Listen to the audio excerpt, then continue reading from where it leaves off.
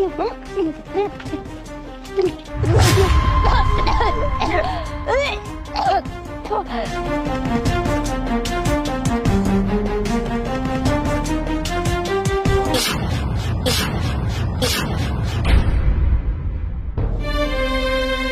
ব্যাপার মা? আমি তো একটা বিষয় কোনোভাবেই বুঝতে পারছি না।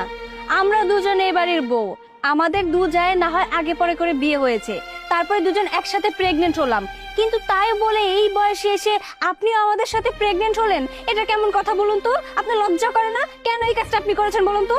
ভাবি, আপনি আসলে বুঝতেছেন না, আমাদের দুইজনেরটা দেখে মার আসলে হিংসা হচ্ছিল। মা চাচ্ছিল না যে এই পুরো সংসারের দায়িত্ব আমাদের দুই বউয়ের উপরে আসুক।